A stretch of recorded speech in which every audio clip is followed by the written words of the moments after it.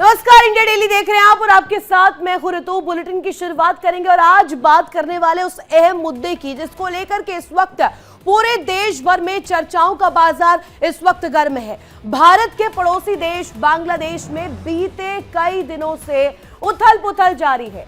पहले भारत विरोधी उस्मान हादी की हत्या हुई, फिर बांग्लादेश के मेमन सिंह जिले में एक हिंदू दीपू चंद्र दास की इस्लामिक कट्टरपंथियों ने पहले पीट पीट कर हत्या की और फिर उसे पेड़ से लटकाकर जला दिया गया, आग के हवाले कर दिया गया। और इन सब के बीच बांग्लादेश में बदलाव की एक उम्मीद दिखाई दे रही है, लेकिन इसी उम्मीद के बीच राजबाड़ी से एक बेहद ही दर्दनाक खबर सामने आई है। दर्शकों, यूनुस के राज में उग्रवादियों ने एक और हिंदू युवक को नोच नोच कर मार डाला है। दीपू चंद्र दास के बाद अमृत मंडल उर्फ सम्राट को कुछ हैवानों ने दबोच लिया, उसके बाद पीट पीट कर हत्या उसकी कर दी गई। इस बार अपराधियों को ईशनिंदा का यहां बहाना नहीं मिला तो नया आरोप इजाद कर लिया गया और भरे बाजार में 29 साल के युवक को तब तक लात घूसे से मारा गया जब तक उसका दम नहीं निकल गया। इस घटना में एक बार फिर से पुलिस किसी काम नहीं आई है। पुलिस यहां पर मूक दर्शक बनी रही और जो तस्वीरें सामने आई है वो दर्शकों कहीं ना कहीं बड़े सवाल खड़े करती है कि बांग्लादेश में हो क्या रहा है। बांग्लादेश की आवाम पूछ रही है कि वहां पर किस तरीके से जो ये किया जा रहा है, किस नियत से किया जा रहा है। बांग्लादेश में हिंदुओं की लिंचिंग कब तक होगी, अब डिटेल्स आपके सामने रख देते हैं।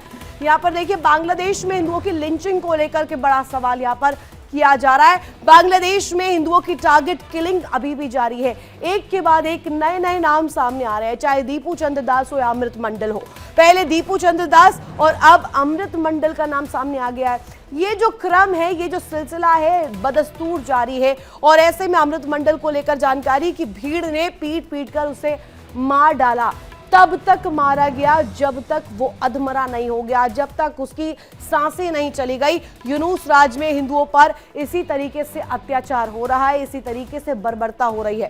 बांग्लादेश में हत्या और भारत में आक्रोश देखने को मिल रहा है। गुस्सा जो है बांग्लादेश में जो कुछ हो रहा है उसका भारत में देखने को मिल रहा है। भारत की जनता अब सवाल खड़े कर रही है कि यहाँ पर बांग्लादेश में अल्पसंख्यक हिंदुओं के साथ जो हो रहा है वो किसकी शय पर हो रहा है। बांग्लादेश में दीपू चंद्र दास की हत्या के बाद से लगातार खबरें सामने आ रही थी कि हिंदुओं पर अटैक अभी रुके नहीं है। उग्रवादी रात के अंधेरे में लोगों के घरों को बाहर से लॉक करके उनके घर में आग लगा रहे थे, लेकिन यूनुस के कान पर जू तक नहीं रहेंगी। ऐसे में सवाल उठता है कि क्या तारिक रहमान की वतन वापसी से हिंदुओं पर हो रहा अत्याचार अब थमने वाला है? क्योंकि रहमान ढाका में अपने संबोधन में भरोसा देते हुए नजर आए कि बांग्लादेश के लिए उनके पास एक प्लान तैयार है, बांग्लादेश की बेहतरी के लिए प्लान तैयार है और ये देश सभी धर्म के लिए, सभी धर्म के लोगों के लिए है। और ऐसे में अब आपको जानकारी देते हैं कि बांग्लादेश में रहमान आखिर शांति लाने का प्रस्ताव जो लेकर आए हैं, जो पहल करने आए हैं, वो क्या कुछ है। तारिक रहमान का बयान, नया बांग्लादेश है बनाना। सीधे तौर पर रहमान ने कई दफा बांग्लादेश फर्स्ट को लेकर बात कही है, दिल्ली, पिंडी, इन तमाम चीजों को लेकर के जिक्र किया। अब देखिए, रहमान का ये वादा जो है, बांग्लादेश में सभी धर्मों को सुरक्षा दिया जाएगा।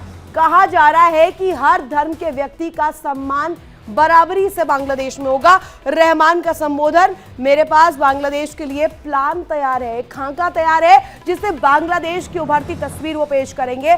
बांग्लादेश फर्स्ट की नीति के साथ काम करेंगे। अब देखिए, रहमान ने जब ये बात कही है कि अभी भी कई शक्तिशाली शक्तियां जो है वो काम कर रही है, बांग्लादेश में जो हस्तक्षेप हो रहा है वो कहीं ना कहीं इन शक्तियों के द्वारा हो रहा है, डीप स्टेट्स के द्वारा हो रहा है, जो कि फायदा उठा रहे हैं। शक्तिशाली साजिशों के धैर्य और सावधानी बरती जाए, ये सीधे सीधे अलर्ट भी दिया है कि उनके बिल्कुल छलावों में नहीं जाना है, उनकी चीज़ों को ध्यान नहीं रखना है। बांग्लादेश को उभारना है, बांग्लादेश को पहले जैसा बनाना है और युवा पीढ़ी भविष्य में बांग्लादेश का नेतृत्व करेगी। तारिक रहमान कह रहे हैं। अब आप याद कीजिए, तारिक रहमान ये वही व्यक्ति है जो कि 2008 में लंदन भागे थे।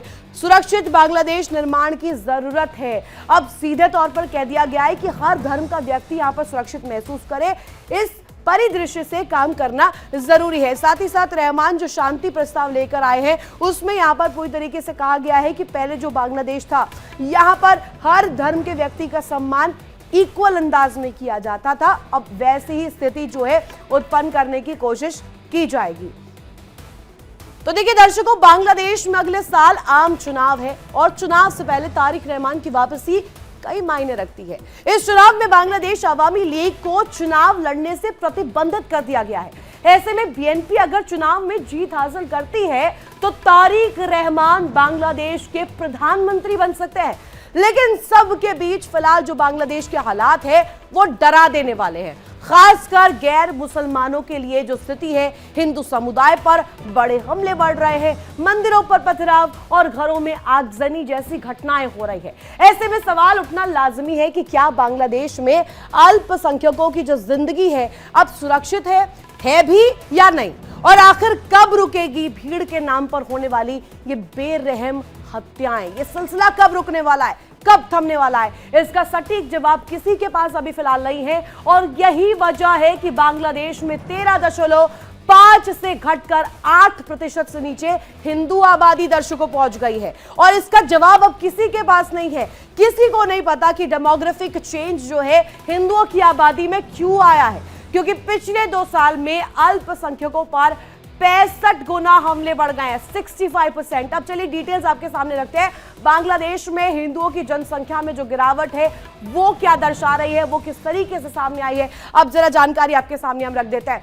4 दर्शकों को लेकर के जानकारी मिल रही है। यहाँ पर देखिए, मुस्लिम की आबादी, हिंदू की आबादी 2022 में किस तरीके से थी, 91% के करीब, और वही 8% जो है हिंदुओं की आबादी। 2011 में देखिए कैसा ये सिलसिला था। आप समझिए 1974 से अब 2022 को अगर यहाँ पर कंपेयर करेंगे, पैरेलली अगर एक लाइन ड्रॉ करेंगे, डेमोग्राफिक चेंज आपको नजर आएगा। यहाँ पर 1974 में 85.4% जो है मुस्लिम थे और हिंदुओं की आबादी आप देखिए 13.5%।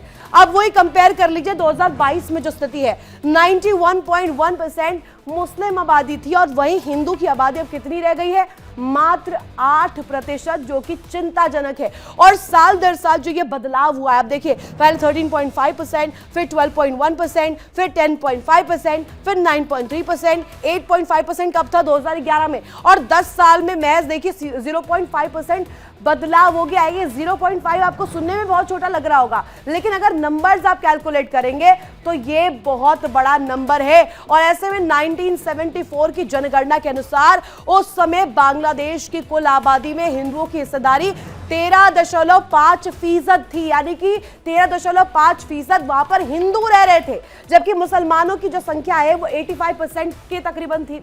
इसके बाद हर दशक में ये अंतर और बढ़ता गया और गहराता गया, और ये जो खाई है ना हिंदू मुसलमान वाली, ये और ज्यादा बड़ी होती गई। 2022 की जनगणना पर अब आ जाते हैं। जब 2022 की जनगणना तक पहुंचते पहुंचते मुस्लिम आबादी जो है बढ़कर 91% हो गई है दर्शकों, और ये कहीं ना कहीं बड़े सवाल खड़े कर रहा है कि हिंदुओं की आबादी इस तरीके से क्यों घट रही है। 8% अब हिंदू रह गए हैं, ये क्या दर्शा रहा है, ये डेमोग्राफिक चेंज क्यों हुआ है। ये पहला मौका था जब देश में हिंदू आबादी का अनुपात 8% से भी कम चला गया। ये तो हम 8% बता रहे हैं, लेकिन ये भी कुछ पॉइंट परसेंटेज है, जो कि अपने आप में दर्शाता है कि ये जो है गहरी साजिश है। ये आंकड़े एक साफ और लगातार दोहराए जाने वाले पैटर्न की ओर इशारा करते हैं। जैसे जैसे बांग्लादेश में मुस्लिम आबादी का अनुपात बढ़ा है, वैसे वैसे हिंदुओं और अन्य अल्पसंख्यक समुदायों को लेकर के जानकारी मिल रही है कि उनकी हिस्सेदारी जो है घटती चली गई है, यानी कि उनकी इंपॉर्टेंस, उनको जो प्रायोरिटी मिल रही थी वो घटते चली गई है। फायदा उनको कुछ नहीं मिल रहा है। इस बदलाव के साथ साथ अल्पसंख्यकों पर जो रिपोर्ट आए हैं उनमें साफ तौर पर ये रिपोर्ट में साफ हो जाता है कि हमलों को लेकर, हिंसा को लेकर, लूटपाट को लेकर, उत्पीड़न को लेकर, उनके साथ हो रही बर्बरता को लेकर के जो घटनाएं हैं वो तेजी से बढ़ी है दर्शकों। और यही वजह है कि उनकी स्थिति जो है आज भी चिंताजनक बनी हुई है। जो ढाका की सड़कों पर हो रहा है वो इस वक्त चिंता गहरी व्यक्त करवाता है लोगों के मनों में, और ये दिखाता है, दर्शाता है कि इस वक्त जो है यूनूस सरकार किस तरीके से एक्सट्रीमिस्ट इस वक्त बन गई है, कट्टरपंथी इस्लाम की तरफ उनका इंक्लिनेशन हो गया है। जनसंख्या में हो रहा है लंबे समय के बदलाव और बढ़ती हिंसा की घटनाएं ये इंडिकेशन दे रही है, संकेत दे रही है कि बांग्लादेश में अल्पसंख्यक समुदायों की सुरक्षित और सम्मानजनक अस्तित्व को लेकर गंभीर और व्यापक स्तर पर सोचा जाना जरूरी है, विचार किया जाना जरूरी है। और हिंदू समुदाय के खिलाफ हो रहे अपराधों पर जहां भारत में आक्रोश है, वही बांग्लादेश में हिंदुओं की स्थिति क्या है हम देख रहे हैं। भारत में भी तो मुसलमान जो है अल्पसंख्यक है, लेकिन उनकी स्थिति किस तरीके से है वो हम देखते हैं। यहाँ पर किस तरीके से का तवज्जो उन्हें दिया जाता है, और बांग्लादेश में हिंदुओं के साथ क्या सलूक हो रहा है, इस पर बांग्लादेश में रह रहे हिंदू का दर्द भी आपको समझना बेहद जरूरी है। अब चलिए आपके सामने एक और डिटेल दे देते हैं कि यहाँ पर किस तरीके से लाशों की तरह जी रहे हैं लोग। और देखिए, ये कहा जा रहा है कि हम जिंदा है लेकिन चलती फिरती लाशों की तरह जी रहे हैं। अगर किसी को पता चल गया कि मैं कौन हूं तो कल सुबह मेरी आखिरी हो सकती है। अब देखिए, ये दर्द है, हम जिंदा है लेकिन लाशों की तरह जी रहे हैं। ये यहाँ पर जो एक तरह से कहा जाए तो ये सेंटिमेंट है वहां के हिंदू का।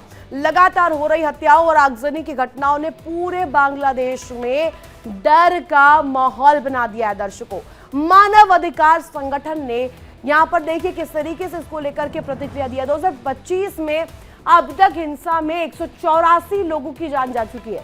अब ये आंकड़ा बहुत डरा देने वाला है। 184 लोग जो है इसकी भेंट चढ़ चुके हैं, इन हिंसाओं की भेंट चढ़ चुके हैं। अंतरिम सरकार के प्रमुख मोहम्मद यूनुस ने कहा कि अफवाहों या आरोपों के नाम पर हिंसा को किसी भी हाल में जायज नहीं ठहराया जा सकता। वो तो कुछ भी कह दे, वो सीधे यही कह देते हैं कि सब अफवाह है।